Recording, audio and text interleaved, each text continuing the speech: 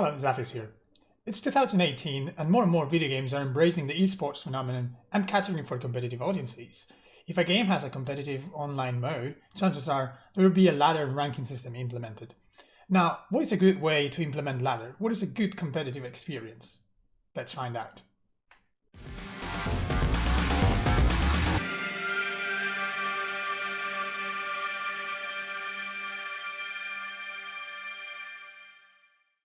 So first of all, what is a ladder? A ladder is a systematic way to sort players according to their overall ability within a game.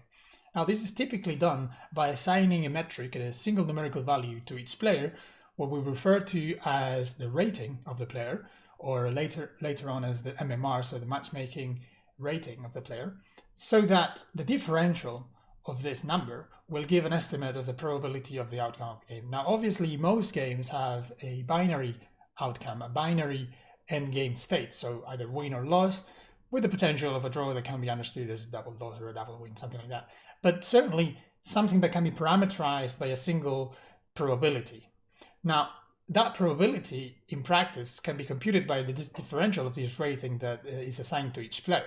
Now, if two players are very similar in skill, one might expect that anything can happen, so one want to attribute a 50-50 chance of win or loss to that game. But if the skill is very different, so the MMR rating difference is very big, now that probability will be very skewed towards either winning or losing. How to implement ratings and ladders specifically for each game strongly depends on the game mechanics and the competition that happens within the game system. So we will not be discussing that here, but we will be discussing is what makes an overall satisfactory competitive experience. So in order to do this, we're going to list 7 key points that a game needs to get right in order to be a good competitive experience. So we will first mention them briefly, and then we will hopefully see them very clearly implemented in 2 very good examples in Starcraft 2 and chess.com, which is the online version of the good old chess. First of all, there is accessibility, which means how easy it is to get into a game, but also how easy it is to understand the game systems and to learn the game. Then we have ranked ladders, basically the existence of this feature, but also how granular it is and whether it has an unranked or practice mode. Then we also have leagues, divisions, and seasons for the ranked ladder. We also have transparency of rating systems, which is extremely important. We also have replays, the ability to see the replay of a game and also get data analytics of that particular game. Then we also have performance, player performance after a game, checking all your statistics, checking all your metrics after a game. And finally, we have statistics records. So having a history that contains all the player performance over the span of that player history within the game. So let's have a look at Starcraft 2. Now, obviously, Starcraft is a game series that started it all in terms of esports, so it's not surprised that its successor, Starcraft 2, is a very successful online competitive experience. So let's see why is this the case. So first of all, when we head over to the options menu, we see we have a help menu which contains pretty much all the information one might want to know about StarCraft, all about game mechanics, all about units, different abilities, even suggestions of what these things are strong or weak against, and obviously also the tech trees, which will determine how we build our bases and our units in the game. So on top of that, we also have fully implemented tutorials, from beginner tutorials that have walkthroughs through all the game mechanics and all the game systems, to intermediate and advanced tutorials that help you understand the game fully. So another feature that I'd like to discuss before we move on to ladder play is that of hotkeys. Just briefly to mention that StarCraft really has a fully fleshed out customizable hotkey system where every single action that can be commanded in the game is fully customizable with any piece of hardware that has a keyboard or mouse-like interface. So without further ado, let's actually move over the ladder and show a ladder game. So obviously the first thing you see is I have 3 different rankings. So I play Terran, that's why I only have a ranking for Terran currently in this season. We have seasons, that's a very important thing. So you can see how seasons are timed and according to specific distributions of the year. And obviously also you see that there is an ranked mode or practice mode where I get the same experience as the competitive ladder but without affecting my rating directly. So you can see I have a Diamond League rating at the moment, and that is one of the divisions within all the span, which goes from Bronze to Grandmaster. So let's queue for a game and discuss all the subsequent features that Starcraft 2 provides. But first let's go through the game and we'll see different aspects such as replays and MMR, transparency and so on after the game. So for now, let's just wait in the queue and see if we get a game. Looks like we got a game, so let's go.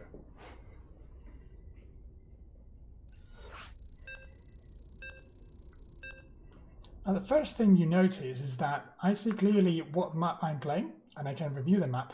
I see my opponent league and race. So that's basically all the information I need to begin the game properly and all the information that is necessary for me to devise my strategy. So let's just You need more. Good luck. Have fun.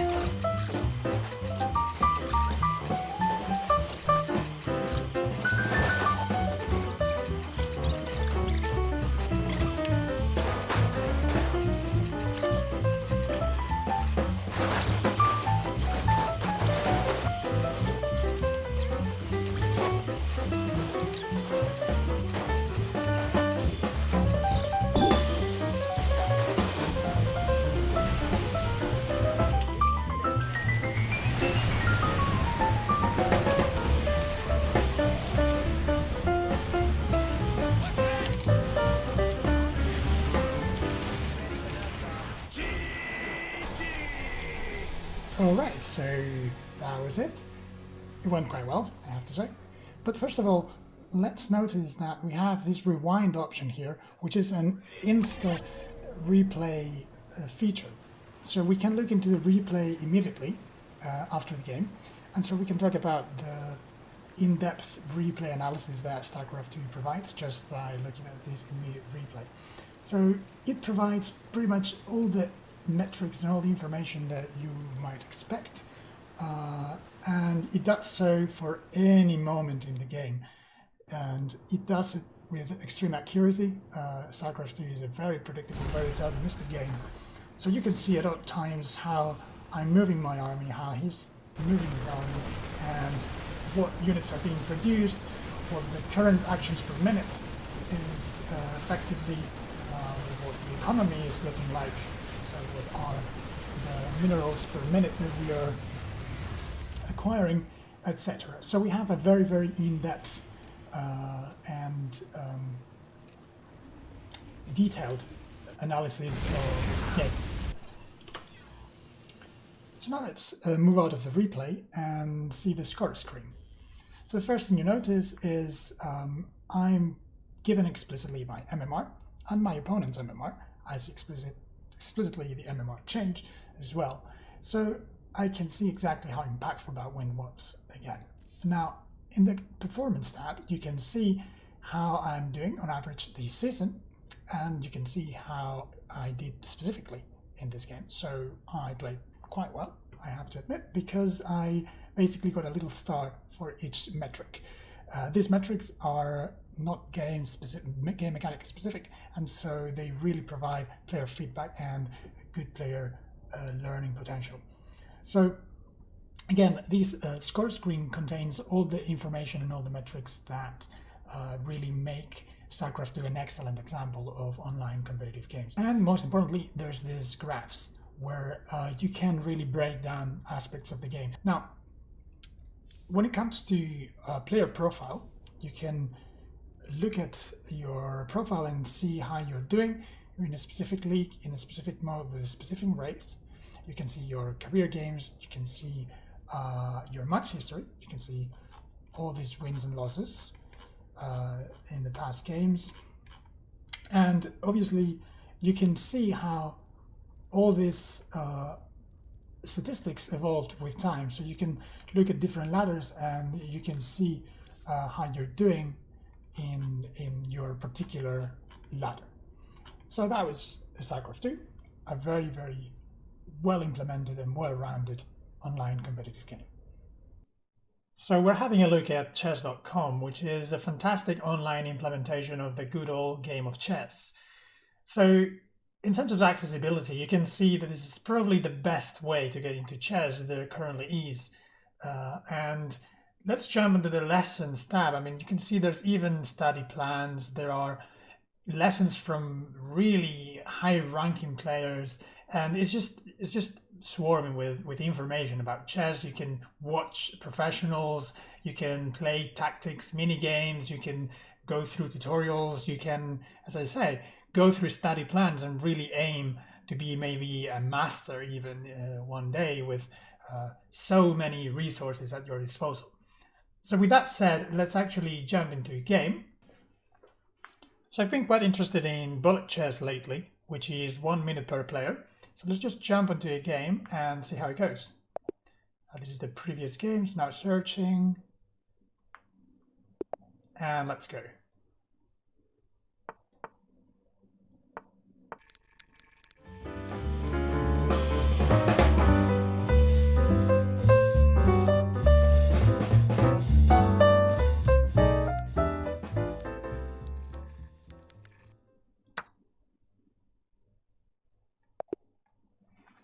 All right, so that went quite well actually.